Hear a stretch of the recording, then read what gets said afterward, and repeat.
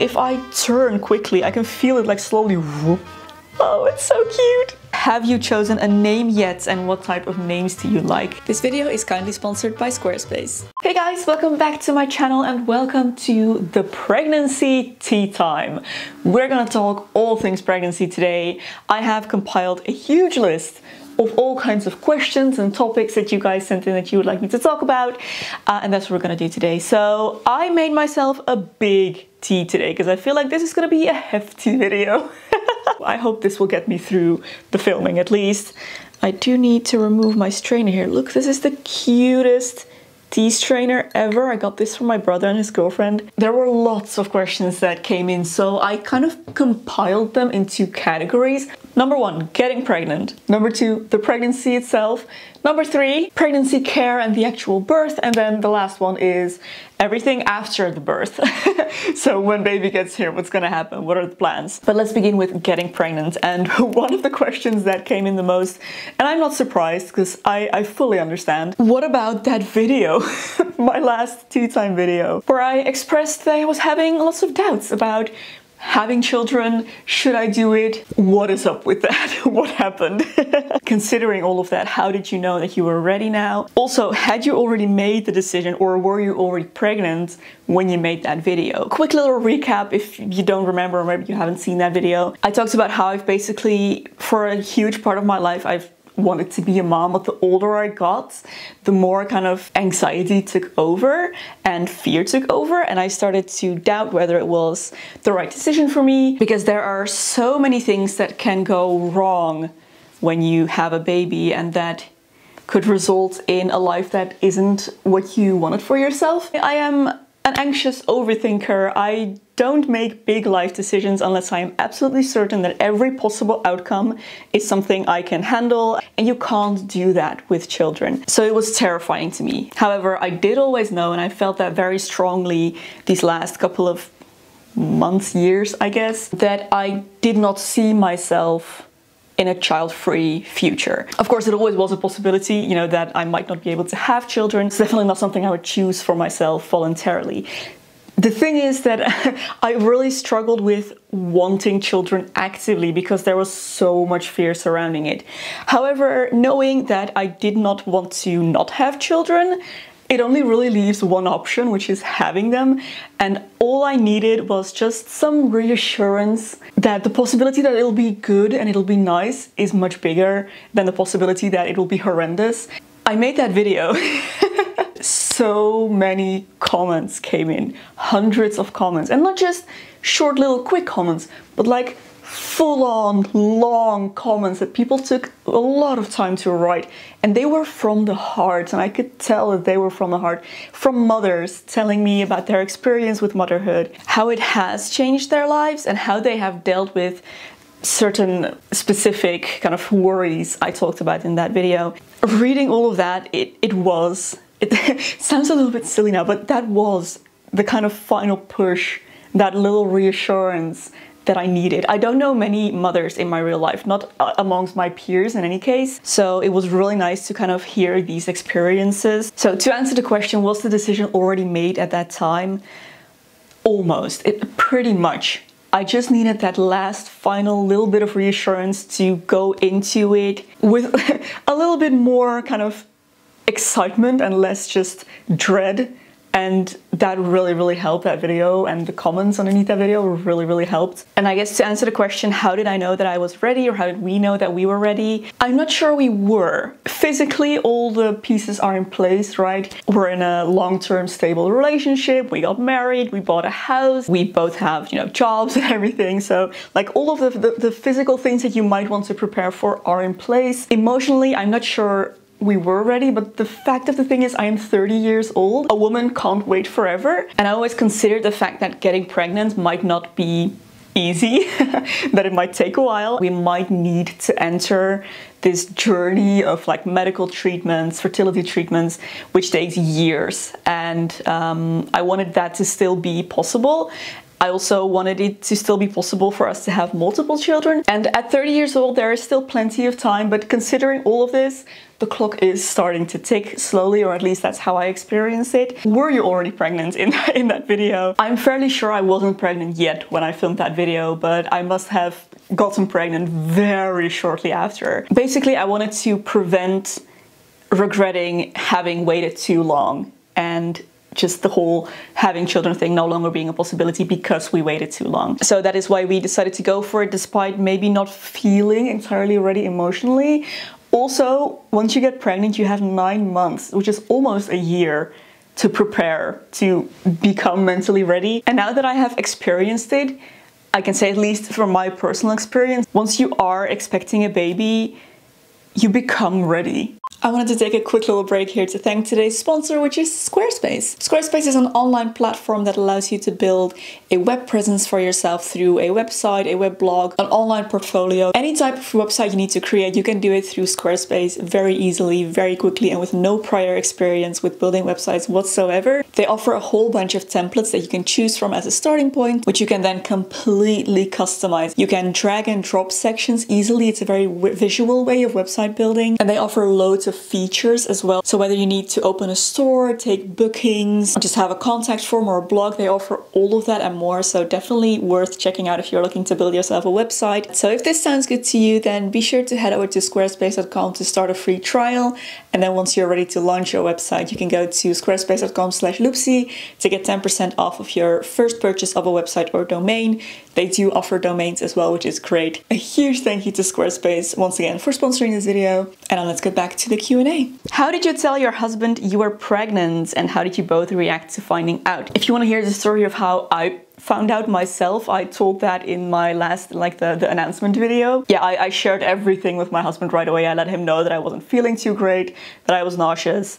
Also let him know the next day that I was still feeling nauseous and that, you know, it might be happening. And then when we bought the test, we looked at the result together and we were shocked. We were fully going into this expecting the whole thing to take about a year, maybe, like the whole getting pregnant process. We genuinely did not expect it to happen as quickly as it did, which would have been in the first month. In my mind, it was going to take at least, 6 months, and then maybe we would start trying more actively, like calculating what dates things needed to happen. But yeah, first month, definitely we're not expecting that, and we needed a little bit of time to adjust because we weren't quite ready yet. We had been telling ourselves that it's okay, it's gonna take a while anyway, and we can adjust, mentally adjust to the idea in that time frame, and it didn't. It happened right away. It was just very surreal, and it took us a couple of days, maybe weeks even, to fully get used to the idea, but now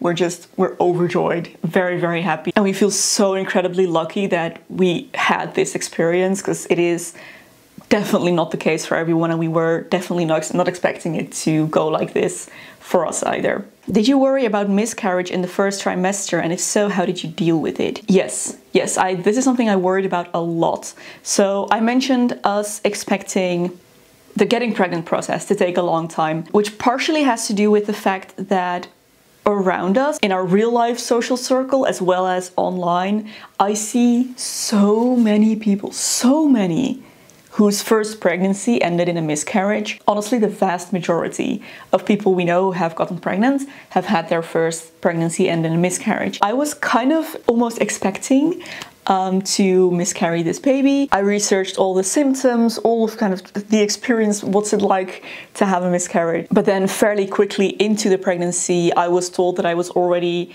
at the end of my first trimester, so that fear subsided a lot. But if I'm completely honest, it is still something I worry about, even now, well into my second trimester. Part of me still can't believe that everything went this smoothly, it's too good to be true almost. But honestly, I'm just trying not to think about it too much. There is no reason at this moment to assume that there's anything wrong or will be anything wrong with this baby, and the chances of things going well are once again much higher than the chances of things going wrong. So I am simply trying not to think about it, which is kind of how I'm getting through this pregnancy. There are lots of things that I'm simply trying not to think about until they occur or happen, which they never might. And that is why I'm trying not to think about them. You've mentioned you have anxiety specifically related to loved ones getting hurt. How do you deal with that now that you're pregnant? And how do you think that'll be when you have a child? You know, a part of the decision to have children, after all, involves accepting that this is the price I have to pay for all the hopefully good times that could come from this. Probably being anxious for the rest of my life is one of the biggest ones I'm anticipating. Even people that don't have anxiety feel anxious about their children once they're born. I've heard it described as like your heart coming out of your body and walking around in the world. I'm gonna have a hard time with that. I don't know yet because the child isn't born yet. And right now the child is safely within my body and I feel more or less in control over what's happening. But once the child is born, this is probably gonna get a lot worse. I'm expecting this to get worse. In the pregnancy so far, I have not experienced any anxiety. In fact, I feel this strange sense of peace, and I don't think it's because of anything I've done. That's just what I'm experiencing right now, and I'm just very lucky that I don't experience any anxiety at the moment. I have a feeling that that will change once the baby is born, and especially as they get older. Maybe this is something we could talk about some point in the future, a few years down the line. Now for something more fun and lighthearted, how did you tell your family and how did they react? Yeah, this was really exciting. Our baby is the first grandchild on both sides of the family, so we were obviously very excited to tell our parents. Now the thing is, one word to describe my experience with telling everybody would be anticlimactic. Apparently people were fully expecting me to get pregnant soon and no one was really surprised. Everyone was happy, but they were also like, oh yeah, all right, okay. We were kind of waiting for it to happen. But yeah, the way we told them is we invited them over and simply told them. We were actually gonna see my family the weekend after we took the test. So we told them straight away. They were overjoyed. And then we tried to get a hold of Robert's parents. We were really busy, so it took a couple of weeks before we were able to get them to come visit. But yeah, when they did, we just told them and they were so happy as well. And this was more or less the case with all of our friends as well. But of course, before we told them, I had been like noticeably ill for a few weeks, so quite a few people were expecting or like considering that pregnancy was an option there. All right, let's move on to the second category, the pregnancy. In my last video, I shared all about the first trimester, my symptoms, once again, how I found out that I was pregnant, things about cravings and stuff like that. I talked about all of that in that video, so if you haven't seen that yet and are interested in stuff like that, definitely go watch that. So I'm gonna skip all of that for now. But first question is, what does it feel like to be pregnant, like physically? I think I would say it just feels very full, like just full. There is too much inside my belly right now. And especially initially while the baby was still a little bit smaller. They're pretty big right now, but when baby was a little bit smaller, it just felt like I had constantly eaten too much and was bloating on top of it. So just a very tight feeling in my muscles and my skin and a very full feeling on the inside. I would also say an added thing is it feels like there's a huge container of water inside my belly with something floating around in it, which it literally is, but that is also what it feels like.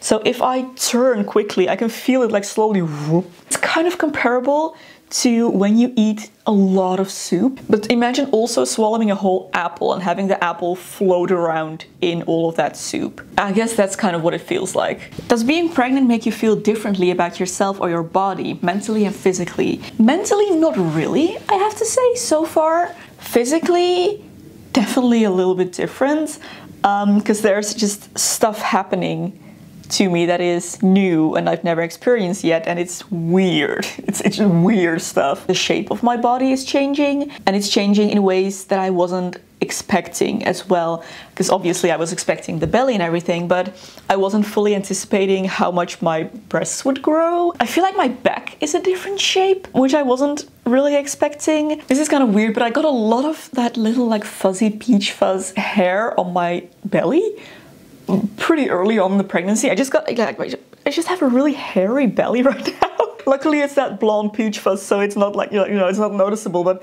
it's just, I've never had that and it's a little bit weird. So yeah, I guess I feel just kind of a little bit weirded out by everything that's happening right now, but more in a lighthearted, like funny way. I don't feel deeply uncomfortable or anything right now. Have you changed your diet at all now that you're pregnant? So most of you will probably know I have been on a predominantly plant-based vegan diet for years now. And I think it's important to note that I am an ethical vegan. So the reason why I do all of this is to reduce animal suffering, not for health reasons or anything like that. That being said, I did change my diet a little bit, especially during the first trimester when I wasn't eating a lot. I was not able to eat a lot at all. I barely ate anything for a while there. I knew I was not meeting my nutrient needs, and when you're growing a tiny little baby, it is so important to meet your nutrient needs. So during that period, I started eating some organic eggs and organic cheese. I guess a way to explain my diet is meat is a hard no. I won't eat meat. It's just not a food to me anymore. Animal products like dairy and eggs are a softer no. So they are, I would very much prefer not to category of foods. Those are the ones that I don't buy. I don't cook with them. When I buy a ready-made food, I make sure that those are not in it. However, when I'm out and about and there are vegetarian foods available that may have eggs or cheese in them, it's not something I consider off limits. After the first trimester was over and I started eating my normal diet again, I noticed that I had no desire anymore to eat eggs and cheese. But for the rest of my pregnancy, I have decided that the softer no for eggs and dairy products is gonna be a little bit of a even softer no for the rest of my pregnancy. So those have become a small part of my diet for the duration. And honestly, getting smaller and smaller as pregnancy progresses because I'm just simply not used to eating them and cooking with them. And I don't really feel the need to anymore now that I'm just eating a complete full diet again. So yeah, I barely eat any eggs and cheese at this point, but I'm not excluding them as hard as I was before. Does that make sense? I hope so. Another thing I changed is I am taking more specific supplements. I used to take a multivitamin. Something new I have incorporated is a DHA supplement, a vegan one. I'm still taking my B12, I'm taking calcium and magnesium, and I am taking vitamin D and vitamin K. What teas do you drink now? Oh gosh guys, tea is so difficult during pregnancy. Since there are so many things to consider and so many rules, I have decided that my motto is going to be everything in moderation. So I definitely limit my intake of black tea, but I did that before because I'm just sensitive to caffeine. I make sure to have 1, max 2 cups per day. Herbal teas, I do check to make sure that there is no fennel and anise. I think those are the most important ones. And I make sure to really kind of rotate those. But I find myself just Googling ingredients a lot when it comes to herbal teas, which oftentimes I can't be bothered and I just will pick a different tea. Because the ones that are completely safe are Rooibos. We have a bunch of blends that are kind of like Rooibos based that are great. Fruit teas that are made of just fruit, obviously those are safe. I did buy actually 2 bagged teas for just ease of use that are completely pregnancy safe as well. So I have this organic nettle and lemongrass tea right here, which tastes like nothing. Then there's this chamomile infusion with peach. It's a clipper one and I have been drinking that. So these are kind of my safe go-tos if I don't want to have to think about what I'm drinking, as well as Rooibos. And everything else I just have to check the ingredients and Google whether they're safe or not. Actually, I don't have to Google. The Dutch government has this nutrition advisory board and they have an app, like a pregnancy app, that lists like almost all foods and ingredients. You can check in there whether they're safe or not. Are you still going to the gym and how have you adjusted your workouts? Yes, this is something I feel is very important and I'm quite passionate about this. I need to prepare for birth, which is a huge thing. It's gonna be really hard physical work and I need to prepare for that physically. So I have been going to the gym. I've actually pretty much kept my regular workout routine, frequency and the classes that I visit. So I still go to ballet classes, I do my yin yoga class, and I also do this one class that's like combined cardio and strength training, and swimming and squash. That's everything I do and I still do all of it. Swimming is wonderful, of course. I plan on continuing swimming until the end of the pregnancy. I'm gonna see how long I can last in this like cardio and strength training class because that's pretty intense.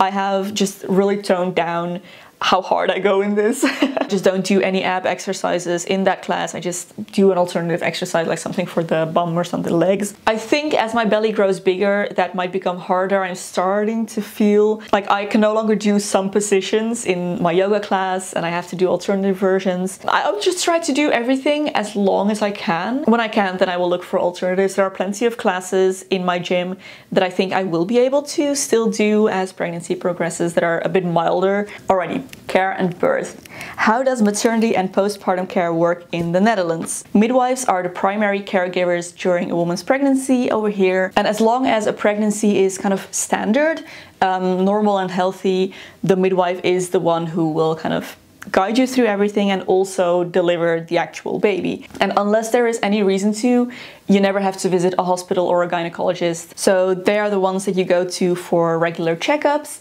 At first, in the beginning of the pregnancy, I believe you have checkups once a month, and then towards the end of the pregnancy, the frequency increases to twice a month and then every week. And then I think every couple of days once you reach full term. My midwife specifically also does ultrasounds. I know not all of them do it, but the ultrasound where they determined how far along I was done by my midwife. I did have to go to the hospital for a more specialized scan when I did the anatomy scan at the 20-week anatomy scan and the 13-week scan as well, because those are more specialized medical scans. But the midwife checks the heartbeat, checks your blood pressure and your weight. They are the ones you would contact with any concerns or questions, and they are the ones who will send you to a gynecologist and to a hospital if necessary. So yeah, midwives do the birth as well, and that goes for any location. So basically in the Netherlands there are 3 options for giving birth. A home birth, which is very common over here. You can go to a birthing center, or you could give birth in a hospital. And in all of these cases, the midwife is the one who assists with the birth. And then there's also the option of having a medically assisted birth at the hospital, but that only really happens when there's an indication or some medical reason to do that. As I mentioned, home births are very common over here.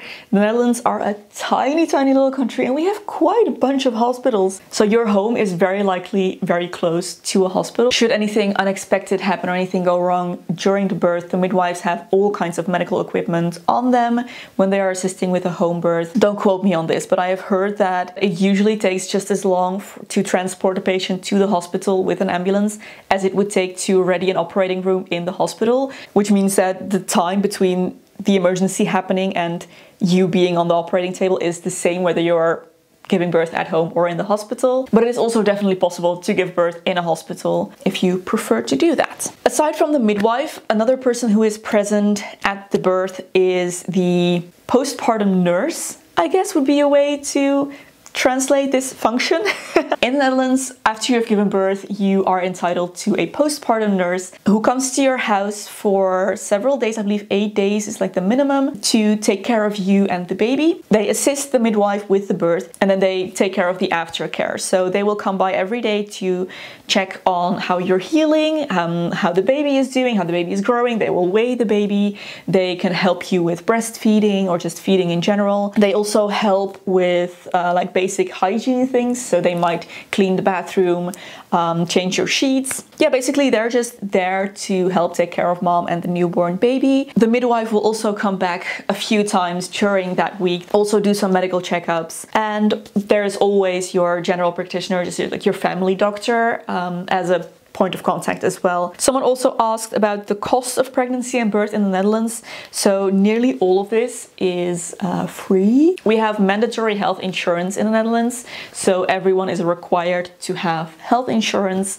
and this is covered by the most basic, like the cheapest kind of health insurance. Without going into the Dutch healthcare system too much, basically all of it is free. There might be some small fees that you have to pay depending on the type of insurance you have and stuff like that. All in all, I think it probably won't be much more than like €1,000 in total. It also depends on how long you need the postpartum nurse for. I believe you do pay a daily fee for those to come, but again, it's not much. The vast majority of the cost is covered by health insurance, which is fantastic. Very, very happy about that. What type of birth would you prefer? Home or hospital, natural or pain relief? I have a very, very strong preference for a home birth. Medical environments terrify me. They make me feel so nervous, so bad, and I feel like being in a hospital would be a huge barrier for me to get into the zone and birth a child. I really believe that a birth goes better and more smoothly when the mother is at ease and feels comfortable and is able to relax. So if it is possible and if it is safe, I would really like to have a home birth. They won't let you have a home birth if there is any indication that anything might go wrong, or just like any indication that you might need medical assistance. They won't let you birth at home. So you pretty much have to have the perfect setup in order for them to even let you attempt a home birth. And even then, there are still so many reasons why they might send you to the hospital while you're having contractions. They have a zero risk policy when it comes to home births. So if I'm allowed to, I would very much like to attempt it, but I'm also very conscious of the fact that it might not happen and that I might end up in the hospital after all. But my ideal scenario would be to have a home birth, and I would very much like to try or attempt an unmedicated birth as well. I simply just don't want any needles anywhere near my body. I don't want it. I am so much less afraid of the pain of labor than I am of medical interventions. So I would love to use a TENS machine. I would love to get a birthing bath. I think that would be fantastic. Just soak in warm water. Not at the same time as a TENS machine, obviously. And if those don't help enough, then I would consider gas as a form of pain medication. Just pretty much anything that doesn't involve needles. But I'm also, once again, considering the option that I might feel very differently about this once I'm in it. And if at that point I feel like I want different pain relief, then I can have it. There are no hard no's in my mind when it comes to birth. Anything is a possibility. What happens, happens, and we'll see. In fact, it is very possible that I might not be allowed a home birth, because at the moment I do have placenta previa, which means that the placenta is very close to the birthing canal. Luckily, mine is not covering the birthing canal, but it is much too close to the birthing canal. As the uterus grows, there is quite a big chance that the placenta might rise with the growing uterus. But if it doesn't, and it remains this close to the birth canal, then I won't be able to have a home birth, and I might not be able to have a vaginal birth at all, and I might have to have a cesarean section. But if it needs to happen, then it needs to happen.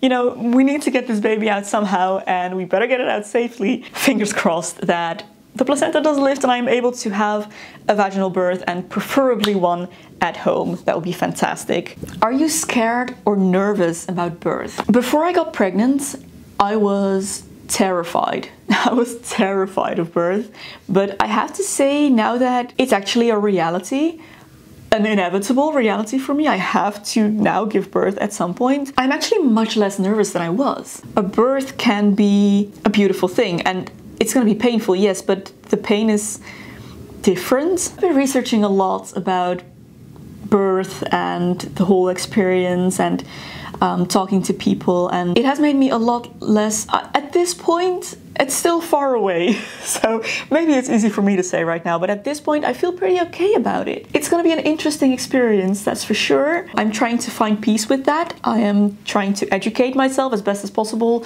on all possible outcomes. I would still very much love to do a hypnobirthing course when I'm a bit further along in the pregnancy. I think that would be fantastic for me.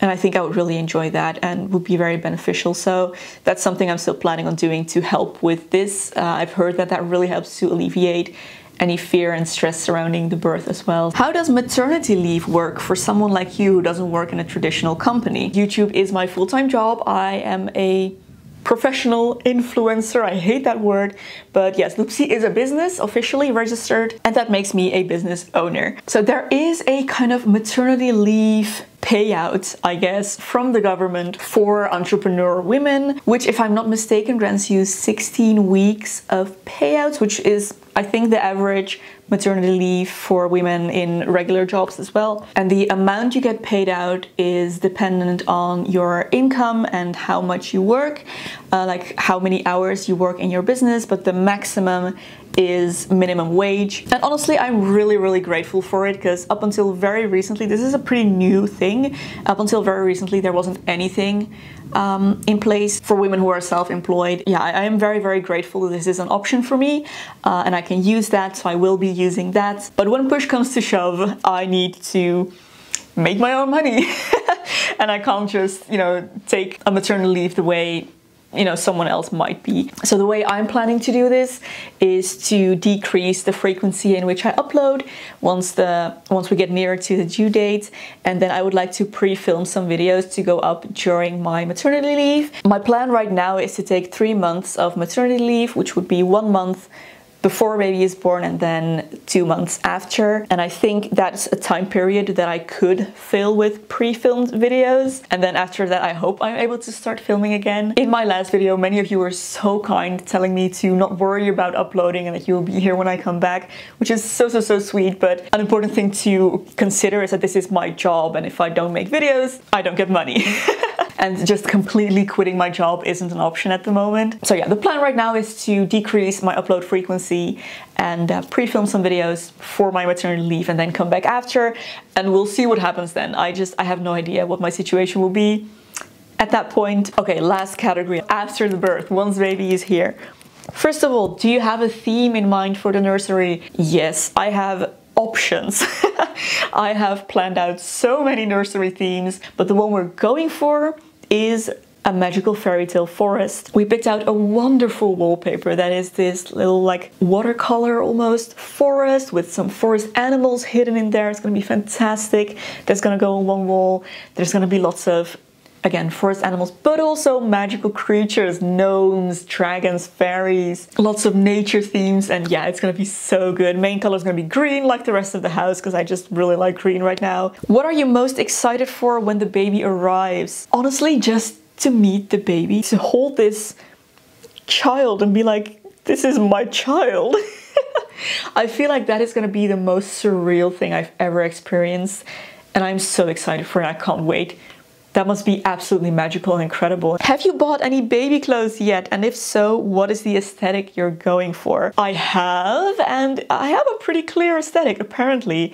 It's not a very surprising one, I'm sure you guys can guess. But I have a few clothes that I bought before we found out the gender. We do know now, by the way, just saying. But before you found out, I did buy a few sets of clothing that are very indicative of the style that I would like to go for. So, first of all, this, oh my gosh, so cute. I cannot look at it. Oh my gosh. Then there is this one. I think the theme is pretty clear here. Muted colors, wooden buttons, natural materials, pretty much the way I dress. And honestly, Robert does as well. So yeah, this is just our style. And baby's gonna have to live with that, at least for the first few years. Oh, it's so cute. Also, these socks with the little hedgehog.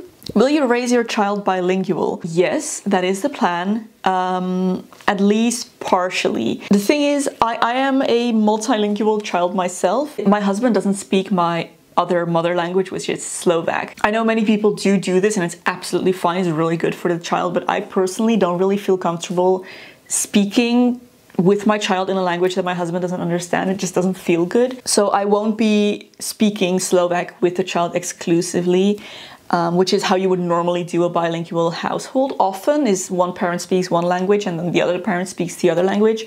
Or if they both speak both languages, they do a mixture of both. That's not an option for us either. How I would like to tackle this, but it's all just plans, obviously. I don't know how it's actually gonna work out. I will read to the child in Slovak and we will speak Slovak with my family, like I do myself as well. The child will pretty much just be a part of my life, so it'll be exposed to the languages I'm exposed to as well. This is actually pretty similar to how I learned Czech as a child.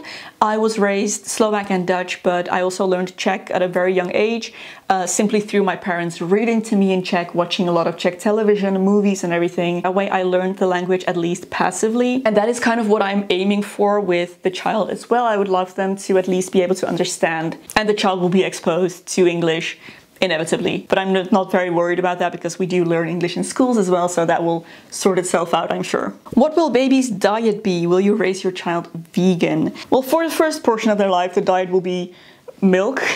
I do want to try breastfeeding if I can. And then afterwards, the baby is gonna have the same diet as daddy. So at home, the kid will be on a predominantly plant-based diet, but they will eat some eggs and cheese, just like Daddy does. But once we're out of the house or my child is with someone else, with family or at school, the choice will be theirs. Veganism can be very restrictive when you're with other people who aren't used to it, and I don't want that for my child. If they choose not to eat meat and animal products, then obviously I'll be very happy. But if it's too difficult, especially when they're little, it's so, I mean, a little child doesn't have an opinion like that, and I want them to be able to experience life like all children do. Eat the birthday cake, eat at grandma and grandpa's house, experience a normal life, and then when they get a little bit older and are maybe a little bit more conscious of what's going on around them, they can make the decision for themselves.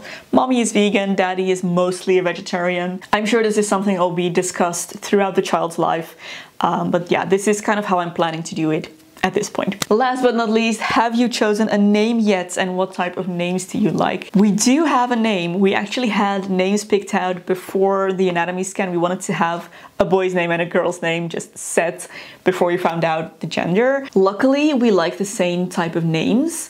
We also both don't like very many names, so I can't give you examples of baby names that we like but won't be using, because we like so few.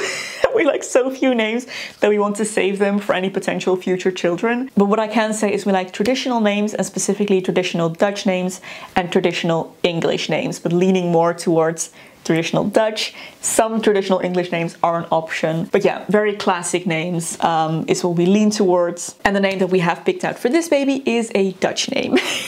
Alrighty, I have a lot of editing to do in this video. I have been talking for literal hours. My hair is no longer curly. Wow, I love chatting about this stuff with you guys. So thank you so much for being here. I really hope you enjoyed it. If you did enjoy, don't forget to give it a thumbs up and subscribe to my channel to see everything else that I will be up to. There is another video here that I think you might also enjoy. You can go watch next. Thank you for watching once again, and I will see you very soon in my next video. Bye!